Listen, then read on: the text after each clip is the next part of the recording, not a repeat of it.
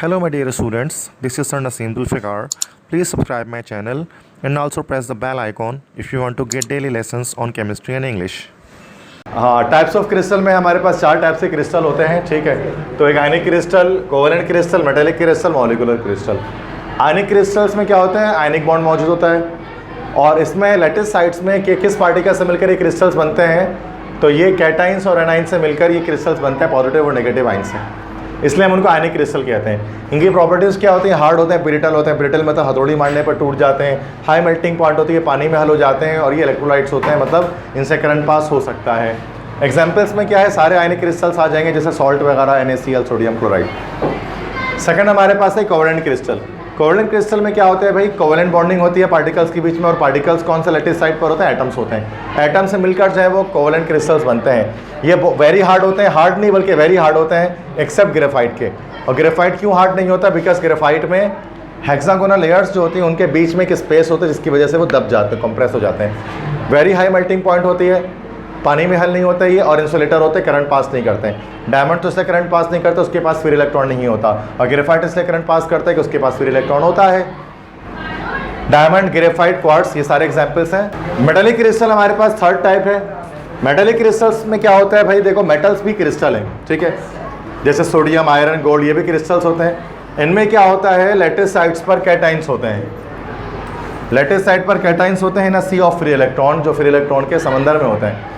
देखो मेटल्स जो होते हैं ना, उनके लास्ट सेल के इलेक्ट्रॉन लूजली बॉन्डेड होते हैं, बहुत टाइटली बॉन्डेड नहीं होते, तो आराम से वो इलेक्ट्रॉन मेटल से बाहर निकल जाते हैं। तो क्या बच जाता है, सिर्फ उनके पॉजिटिव आयंस बच जाते हैं, और पॉजिटिव आयंस के चारों तरफ कौन क्या चीज़ रोटेट कर रही होती है, इलेक्ट्रॉन्स रोटेट कर रहे होते हैं, जो उनसे निकले हुए होते हैं, उन्हीं को फ्री इलेक्ट्रॉन कहा जाता है। तो ये जो अट्रैक्शन होती है कैटाइंस और फ्री इलेक्ट्रॉन के बीच में, इन्हीं को हम लोग कहते हैं दैट इज़ मेटेलिक बॉन्ड। तो मेटेलिक बॉन्ड फिर मैं बता दूं, जैसे कि अगर मैं आयरन की बात करूं तो सारे अंदर के लास्ट सेल के इलेक्ट्रॉन तो बाहर निकल गए, तो सिर्फ कैटाइन बच गया, और कैटाइन कहाँ मौजूद है, एक समंदर है एक फ्री इलेक्ट्रॉन के, उसके बीच में होता है। ये मेटल्स होते हैं, और इस तरह से मेटेलिक बॉन्ड जो ये नेगेटिव और पॉजिटिव जो अट्रैक्शन करते हैं, मेटेलिक बॉन्ड होता है, और इससे मेटेलिक क्रिस्टल्स बनते हैं। अब उसमें प्रॉपर्टीज़ क्या क्या आती हैं, प्रॉपर्टीज चेक करते हैं। देयर हार्डनेस वेरी, उनकी हार्डनेस वेरी करती है, वेरिएबल होती है, मतलब कम ज़्यादा, ना हार्ड ना सॉफ्ट नहीं कह सकते। कुछ मेटल बहुत हार्ड होते हैं, जैसे कि आपके पास आयरन है, कॉपर है, ये हार्ड मेटल्स हैं, और कुछ मेटल इतने सॉफ्ट होते हैं कि कैंची से काट लो, आप उसको छुरी से काट लो, जैसे सोडियम है, लिथियम है। मेल्टिंग पॉइंट भी वेरी करती है, जो हार्ड मेटल होते हैं वो उसकी मेल्टिंग पॉइंट ज़्यादा होती है, जो सॉफ्ट मेटल होते हैं उनकी मेल्टिंग पॉइंट कम होती है। पानी में हल नहीं होता है वो मेटल्स जो होते हैं, और ये सब के सब कंडक्टर होते हैं, करंट पास हो जाता है मेटल्स के अंदर से, मेटेलिक क्रिस्टल्स में से।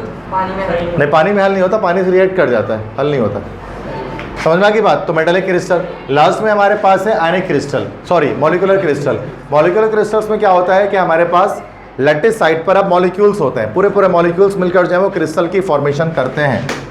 जैसे कि मिसाल के तौर पे अगर मैं आपको कहूँ कि जो बर्फ़ होता है,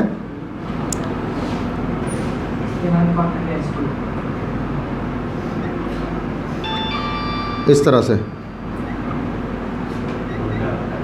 ठीक है, मतलब इस टाइप का होता है। तो जो बर्फ़ के हमारे पास आइस होता है ना, आइस में जो पार्टिकल्स होते हैं, वाटर के मॉलिक्यूल्स, वो साथ में जुड़ते हैं, और जुड़ के ख़ास एक शेप बनाते हैं, ट्राइगोनल बाइपिरामिडल टाइप का, इस टाइप का। और क्या होता है कि जब बर्फ़बारी वगैरह होती है ना, तो कार्टून्स वगैरह में आपने देखा इस तरह के स्टार टाइप का शेप गिरता है। तो स्टार टाइप का जो शेप गिरता है वो असल में मॉलिक्यूलर क्रिस्टल्स हैं। They are the crystals of ice, because ice भी क्रिस्टल है, और वो मॉलिक्यूलर क्रिस्टल है। क्यों? क्योंकि उसमें हर साइड पर जो है मॉलिक्यूल्स मौजूद होते हैं, H2O, एलिमेंट नहीं होता है, एटम्स नहीं होता है, बल्कि पूरे जो है वो मॉलिक्यूल्स लगे हुए होते हैं। अब मॉलिक्यूल से कैसे जुड़ेंगे, सेकेंडरी बॉन्ड से जुड़ेंगे। सेकेंडरी बॉन्ड में हमारे पास हाइड्रोजन बॉन्ड भी है, डायपोल फोर्स भी है, लंडन फोर्स भी है। ये स्ट्रॉन्गेस्ट, ये वीक है, सबसे वीक है, किसी भी फोर्स से जुड़ सकते हैं। वाटर में हाइड्रोजन बॉन्डिंग मौजूद होती है।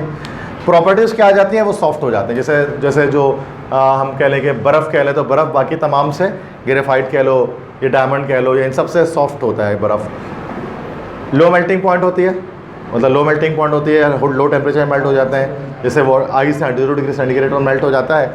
और ये इंसुलेटर्स होते हैं। इंसुलेटर से क्या होता है, करंट पास नहीं होता, जैसे कि बर्फ़ से, पानी से करंट पास नहीं होता, ठीक है। नहीं, पानी से कहाँ करंट पास होता है। हाँ, pure water is bad conductor of electricity. खालिश पानी से कभी डिस्टिल वाटर से करंट पास नहीं होता। घर पे जो पानी आता है वो इम्प्योर होता है, तो इम्प्योर है ना, वो प्योर की बात कर रहा मैं, इंसुलेटर होता है वो। आइस हो गया, ड्राई आइस कैसे कहते हैं, सॉलिड कार्बन डाइऑक्साइड, आयोडीन हो गया जो कि सॉलिड स्टेट में होता है, ये सब के सब हमारे पास मॉलिक्यूलर क्रिस्टल्स होते हैं, ग्रे कलर का क्रिस्टल आयोडीन का होता है।